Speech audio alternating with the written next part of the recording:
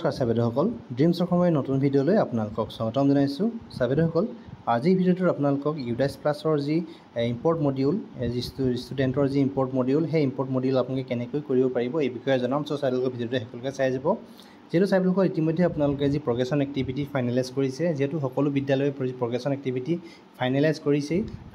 Finalise কৰাৰ পিছতেই আপোনালোকে ষ্টুডেণ্টৰ যি মডিউল সেই ষ্টুডেণ্টৰ যি ইম্পৰ্ট মডিউলটো আপোনালোকে আপডেট কৰিব পাৰিব। ইতিমধ্যে যি ইম্পৰ্ট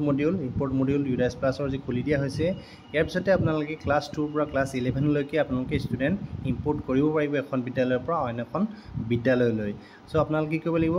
যিহেতু ইতিমধ্যে যি প্ৰগ্ৰেশ্যন এক্টিভিটি সম্পূৰ্ণ হৈছে, সকলো বিদ্যালয়ে ফাইনেলাইজ কৰিছে। আপোনালোকে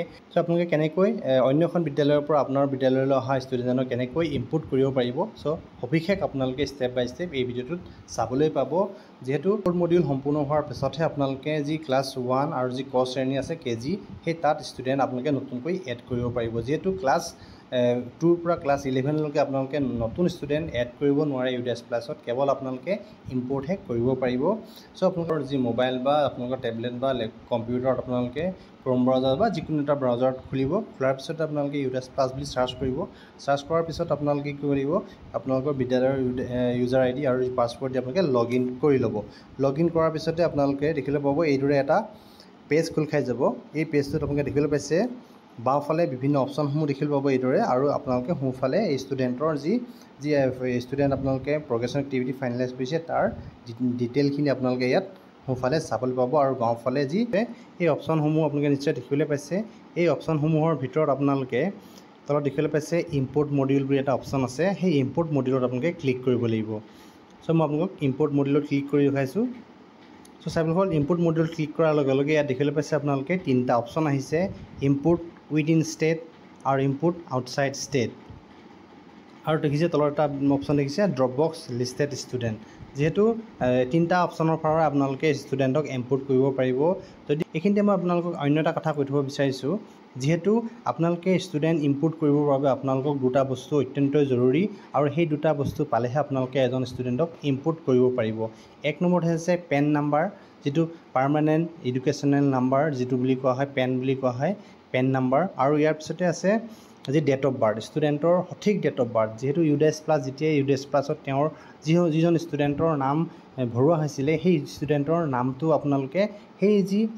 ডেট অফ বাৰ্থটো তাত ভৰোৱা আছে, সেই ডেট অফ বাৰ্থটো একজেক্টলি মিলিব লাগিব। তেতিয়াহে আপোনালোকে সেই যি পেন নাম্বাৰ আৰু ডেট অফ বাৰ্থ আপোনালোকে মিলিলেহে আপোনালোকে ষ্টুডেণ্টক ইম্পৰ্ট কৰিব পাৰিব। অন্য এটা সহজ উপায় জনাম। চ' ছাৰ ভিডিঅ'টো শেষলৈকে চাই যাব। আপোনালোকক দেখুৱাব বিচাৰিছোঁ ইম্পৰ্ট ষ্টুডেণ্ট দেখিছে আপোনালোকে ইম্পৰ্ট উইদিন ষ্টেট, আপোনালোকে ইয়াত ক্লিক কৰিব। মই ইয়াত ক্লিক কৰি দেখুৱাইছোঁ, গ'ত ক্লিক কৰি দিব। চব গ'ত ক্লিক কৰাৰ লগে লগে দেখিবলৈ পাইছে import student from the academic year 2023-2024 to 2024-2025। চ' আপোনালোকে দেখিবলৈ পাইছে চাৰ্চ বাই পেন, যিহেতু চাৰ্চ বাই পেন আপোনালোকে যদি চাৰ্চ বাই পেন গৈ আপোনালোকে ষ্টুডেণ্টক ইম্পৰ্ট কৰিব বিচাৰে, তেতিয়াহ'লে আপোনালোকক পেন নাম্বাৰ যিটো লাগিব আৰু ডেট অফ বাৰ্থটো একজেক্টলি মিলিব লাগিব। তেতিয়াহে আপোনালোকে এই ষ্টুডেণ্টক ইম্পৰ্ট কৰিব পাৰিব, নহ'লে আপোনালোকে কেতিয়াও সেই ষ্টুডেণ্টক ইম্পৰ্ট কৰিব নোৱাৰে। আৰু যদি আপোনালোকে নোৱাৰে তেতিয়া আপোনালোকে কৰিব লাগিব সেই যিখন বিদ্যালয় আহিছে সেই বিদ্যালয়খনৰ যিহেতু যিজন ষ্টুডেণ্ট আপোনালোকৰ বিদ্যালয়লৈ আহিছে, সেই বিদ্যালয়খনৰ আপোনালোকৰ শিক্ষকক আপোনালোকে যোগাযোগ কৰিব লাগিব। তাতকৈ এটা সহজ উপায় আছে, সেই সহজ উপায়টো আপোনালোকক মই জনাব বিচাৰিছোঁ। চ' আপোনালোকে কি কৰিব লাগিব, যদি আপোনালোকে পেন নাম্বাৰ বা ডেট অফ বাৰ্থ আপোনালোকে নাজানে, তেতিয়াহ'লে আপোনালোকে কি কৰিব লাগিব, বেক দেখিছে আপোনালোকে এই বেকত ক্লিক কৰি দিব। বেকত ক্লিক কৰাৰ লগে লগে দেখিবলৈ পাইছে আপোনালোকে এটা ড্ৰপবক্স ইনএক্টিভ ষ্টুডেণ্ট লিষ্ট, আপোনালোকে এই ড্ৰপবক্স ইনএক্টিভ ষ্টুডেণ্ট লিষ্টত ক্লিক কৰিব। যিহেতু ইতিমধ্যে সকলো বিদ্যালয়ে যি প্ৰগ্ৰেশ্যন এক্টিভিটি ফাইনেল কৰা হৈছে, আৰু যিসকল ষ্টুডেণ্ট তেওঁলোকৰ বিদ্যালয়ত নাই, ইতিমধ্যে তেওঁলোকে নিশ্চয় প্ৰতিজন ষ্টুডেণ্টকে ড্ৰপবক্স কৰা হৈছে। আপোনালোকে কি কৰিব, ড্ৰপবক্স যোগেদি অতি সহজে আপোনালোকে পেন নাম্বাৰ বা ডেট অফ বাৰ্থ নাজানিলেও অতি সহজে আপোনালোকে ড্ৰপবক্সৰ পৰা সেই ষ্টুডেণ্টক আপোনাৰ বিদ্যালয়লৈ টানি আনিব পাৰিব। এইটো খুব সহজ উপায়, মই আপোনালোকক জনাব বিচাৰিছোঁ। চ' আপোনালোকে কি কৰিব লাগিব, আপোনালোকে এই যি ড্ৰপবক্স ইনএক্টিভ ষ্টুডেণ্ট লিষ্ট, এই গো বুলি এটা অপশ্যন আছে তলত, সেই গ'ত ক্লিক কৰি দিব। ইয়াত গ'ত ক্লিক কৰাৰ লগে লগে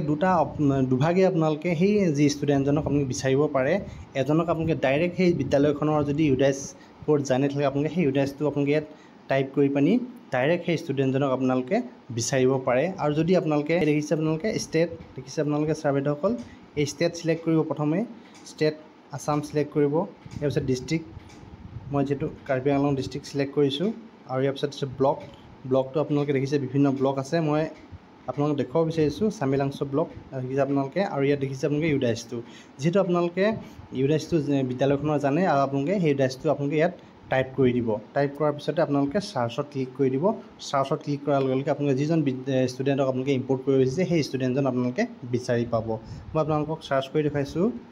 এই স্কুলখনৰ নামটো আহি গৈছে শান্তি এলপি স্কুল সো মই ইয়াত ক্লিক কৰি দিছো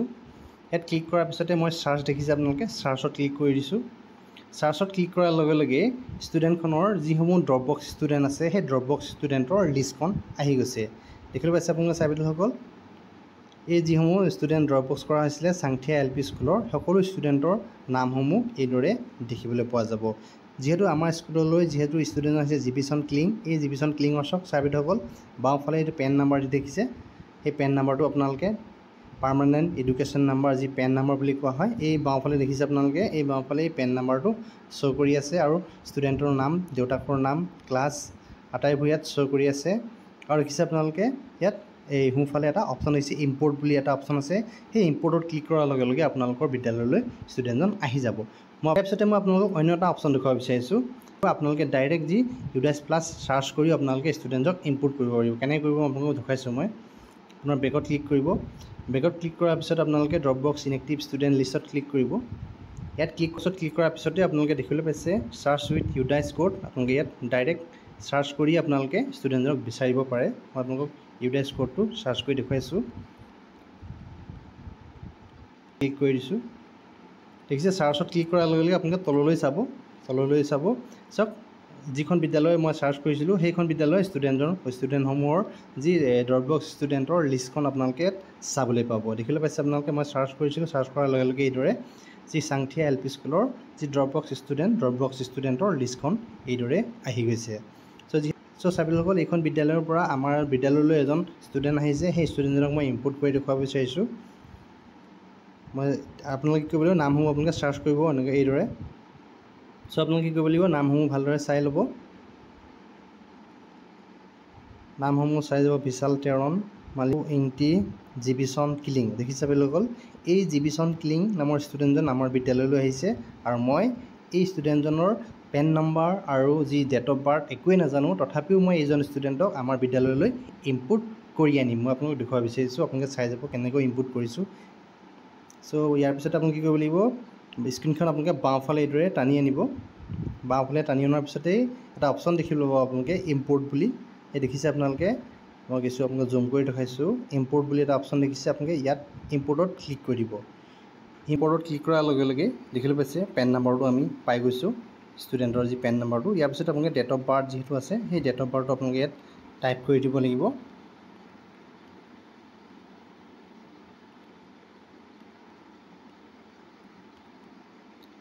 আচ্ছা দেখিবলৈ পাইছে আপোনালোকে এই পেন নাম্বাৰ পাই গ'লোঁ পেন নাম্বাৰটো পোৱাৰ পিছত আপোনালোকে ডেট অফ বাৰ্থটো ইয়াত পাই গ'লোঁ ডেট অফ বাৰ্থটো পোৱাৰ পিছতে আমি গোত ক্লিক কৰি দিছোঁ গোত ক্লিক কৰাৰ লগে লগে দেখিবলৈ পাইছে ষ্টুডেণ্টৰ সম্পূৰ্ণ ডেটাটো আহি গৈছে আপোনালোকে দেখোন যি বেছিক ডিটেইলখিনি আপুনি চাবলৈ পাব নাম দেখিছে আপোনালোকে নাম জিবিচন ক্লিং gender date of birth PAN number মাক দেউতাকৰ নাম সকলো তথ্য ইয়াত আপোনালোকে চাবলৈ পাব আৰু ইয়াত দেখিছে আপোনাৰ তলত এটা অপশ্যন দেখিছে আপোনালোকে তলত কি কৰিব লাগিব আপোনালোকে ইয়াত ইম্পোৰ্ট ক্লাছ দেখিছে আপোনালোকে কোন ক্লাছত আপোনালোকে ইম্পোৰ্ট কৰিব বিচাৰে এই তথ্যখিনি আপোনালোকে ইয়াত ভৰাই দিব লাগিব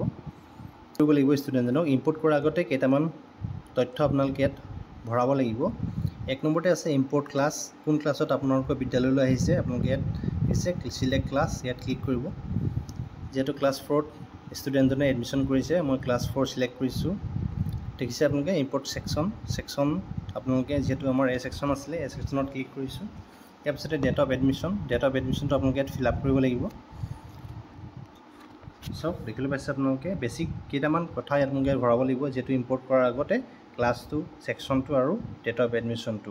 এই আটাইখিনি ভৰোৱাৰ পিছতে আপোনালোকে ইম্পোৰ্টত ক্লিক কৰি দিব আৰু ইম্পোৰ্টত ক্লিক কৰাৰ লগে লগে আপোনাৰ বিদ্যালয়লৈ সেই ষ্টুডেণ্টজন আহি যাব চ' চাবিলসকল এইদৰে আপোনালোকে অতি সহজেই এজন ষ্টুডেণ্টক ইম্পোৰ্ট কৰিব পাৰিব অন্য এখন বিদ্যালয়ৰ পৰা আপোনাৰ বিদ্যালয়লৈ চ' চাবিলসকল আশা কৰিছোঁ এই ভিডিঅ'টো আপোনালোকক যথেষ্ট উপকৃত কৰিব চ' চাবিলকৰ ভিডিঅ'ত ইমানখিনি আছিলে এই ভিডিঅ'টো সকলোকে চাই থকাৰ বাবে আপোনালোক পুনৰবাৰ ধন্যবাদ জনালোঁ